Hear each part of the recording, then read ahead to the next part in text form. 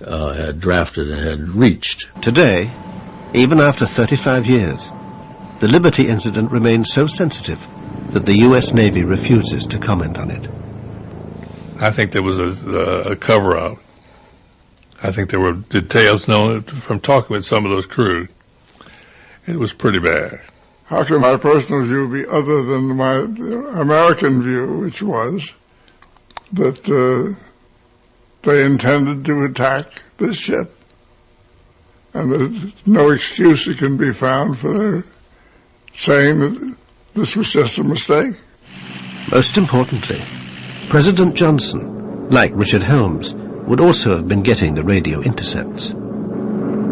It's like a cable or a telex, right, that was sent to all the intelligence agencies and to the White House at the same time, because it was an American ship being attacked by a friendly power. Anything that's inimical and dangerous to the United States that the president has to see on a near real-time basis, he has to receive it. Did Johnson order a cover-up? No, that I'm aware of. But people were sworn to secrecy. The naval inquiry is regarded by many as incomplete. You ask McNamara about those questions, I'm not going to answer those.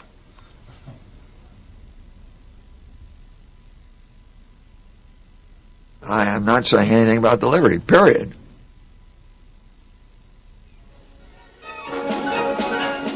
In Israel, it was soon business as usual. An inquiry attended by the Navy chief, Shlomo Arel, concluded that the attack was mainly due to a series of Israeli blunders. Despite this, nobody was charged or court-martialed.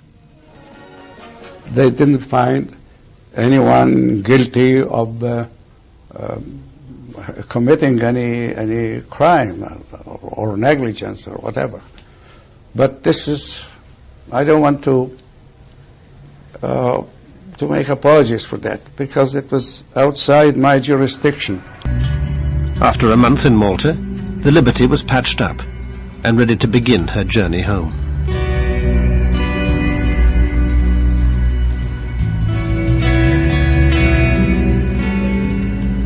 It was pretty eerie because we had to stand watches different times down where the torpedo had hit.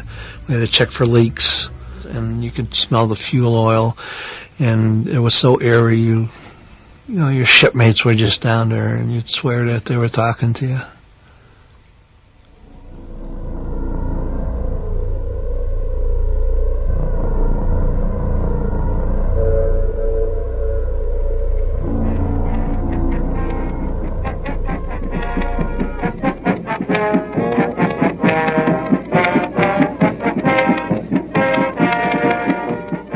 We arrived to fanfare, to local press, and Miss Norfolk, Miss Hospitality, Miss everybody.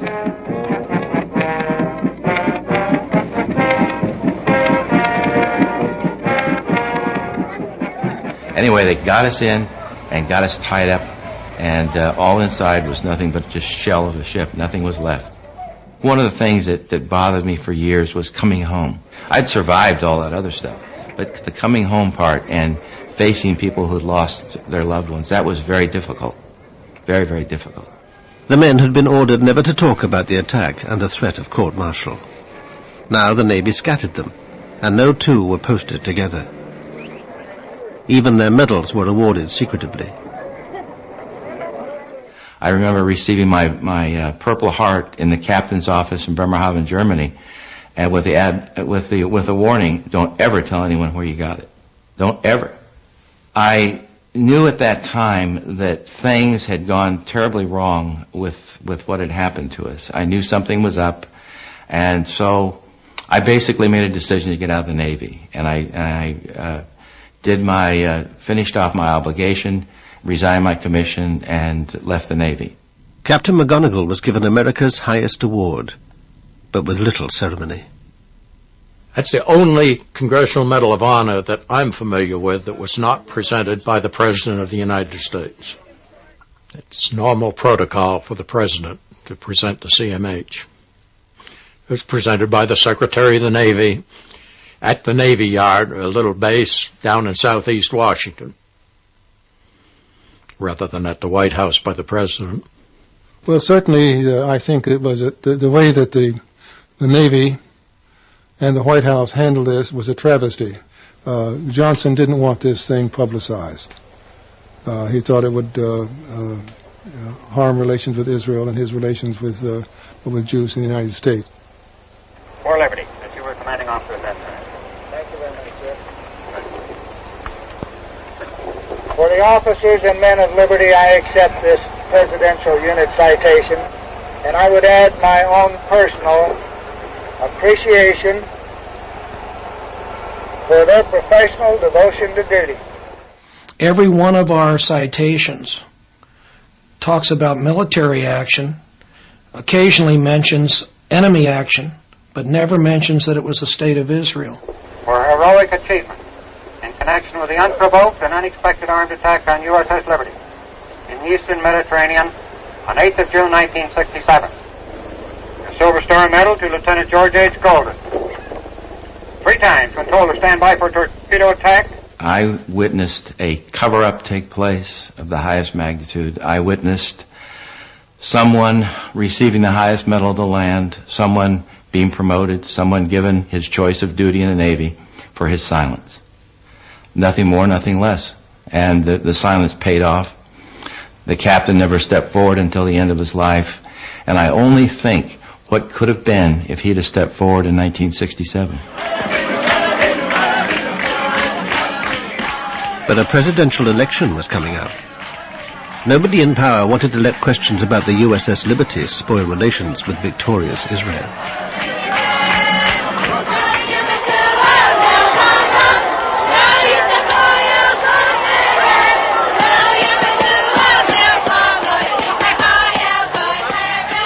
I think it should have caused more of a problem than it did. We went on in official reactions to each other, and we renewed our old friendships. Considered we really ignored it for all practical purposes, and we shouldn't have. It was a very bad thing.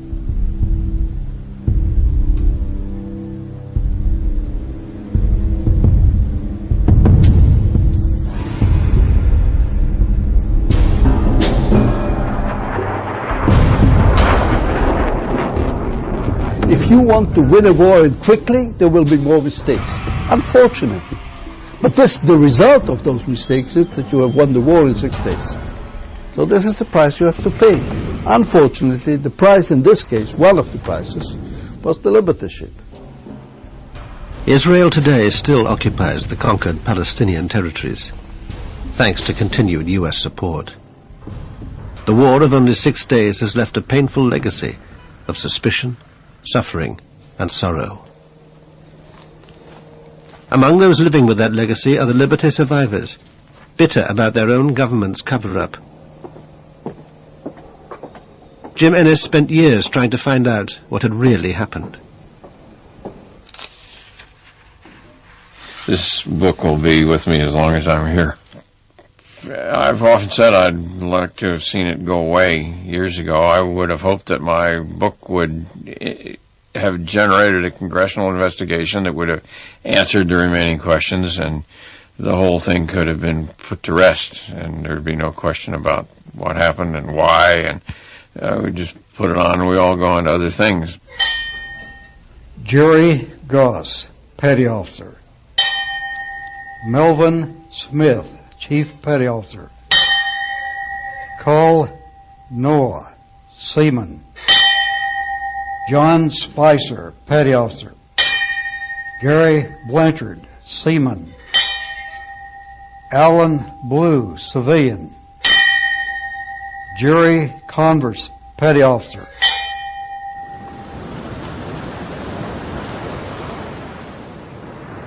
There's 34 guys that can't talk. And there's 34 families that need some answers. And there's the rest of the crew that needs some answers too. I really don't have any malice against the guys who pulled the triggers, because they were the guys that were given orders, do it, because if you don't do it, you're going to be in a lot of trouble. I would like to meet those guys and see what they had to say to me. People who gave the orders. They got away with murder.